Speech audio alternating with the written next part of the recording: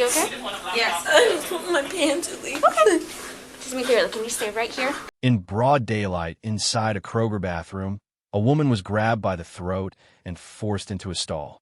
Nobody in the store was prepared for what happened after. Did anyone call for police? Yes. Where's my victim? She's in the bathroom. Excuse me. They got him. They got him? Is it you, Mom? You okay? Yes. I just want my pants to leave. Okay. Just be clear. Can you stay right here? Did it happen in here? I need you over there. Okay. Okay, can you go out? Yeah, thank you. I need you to do me a favor. I know you want to put pants on right now, but I need people to come talk to you really quick. So, can you just hang tight for me? I know, honey, but it's part of the crime scene now, okay? So I don't want to touch anything, because I don't want to contaminate anything, just in case there's DNA, okay? Just stay right here, stay where you're at, and then I'll have to text over here, okay? I'm just... I know. You said you had marks on your legs? You said you had marks on your legs? I have marks on, like, help. Okay. You don't have to pull it up. Nonsense. And, of course, he broke my glasses and pulled me by the name.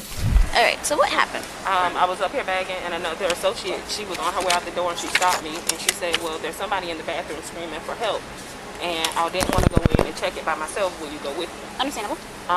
We came back, and as soon as we opened the door, she was coming from under the stall.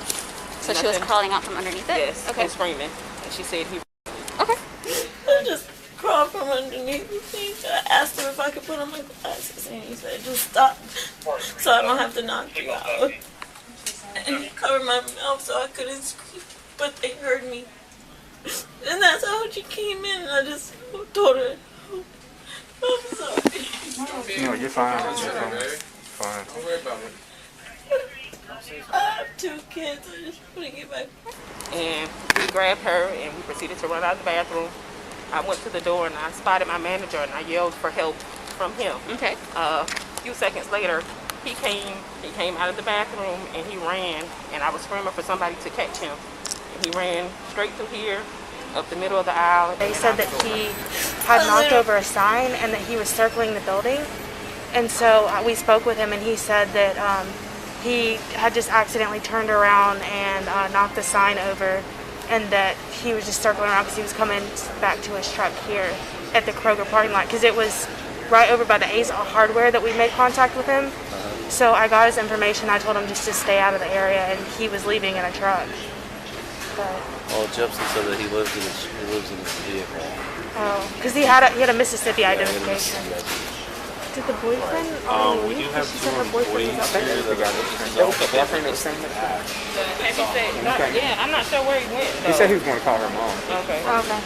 Especially with rape victims, I guess that there's this new thing where you can't prod if they don't want to if they don't want to answer your questions. You can't be like, you gotta tell me. You can't prod. I'm daring to say that it probably was forcible. I don't think it was consensual. Ma'am, do you know if there's any of the cameras that are facing this way, just down this aisle, so we could see him entering the bathroom? Straight Oh, ahead okay. there, or there's one here. Okay, I didn't see that. I literally was just coming for dinner. And I told my boyfriend to wait because I had to go to the bathroom. After he came to the doorway and tried to confront, he didn't stop him, so we pretty well just back and forth. He got out the door and got left, and then that's when I called 911. Was he already in there, or he walked in? He was in there. It was a lady in there with her daughter. And then they left, and I went out to wash my hands, and he took me by my throat and pushed me back into the same stall that I was in and said, be quiet, and nothing happened. And then he just started pulling out my pants and took me by the back of my neck and bent me over.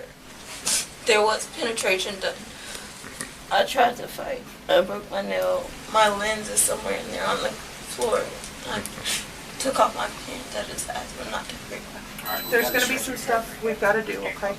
We're going to take the ambulance up to Memorial Hospital, okay? We're going to check you in anonymously, okay? And we're going to have somebody from the crisis center come talk to you, okay? I know that's really scary, but it is so important, okay? It's the only way we can advocate for you and make sure, the police can do what they need to do, okay? And I know it's really scary and it's really terrible.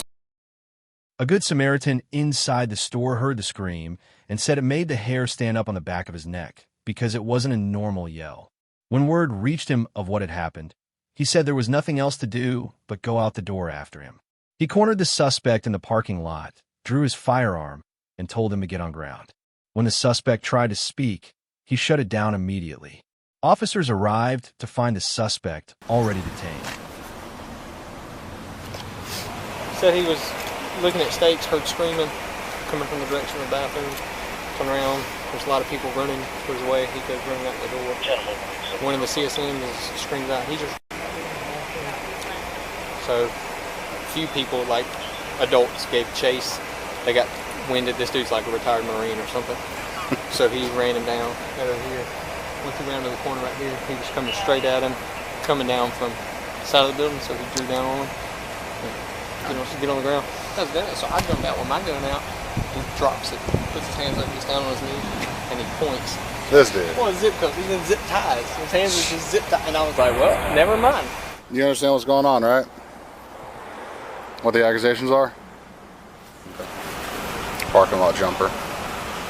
Homeless out of his car. Where's his car at? With a homeboy. What did she say?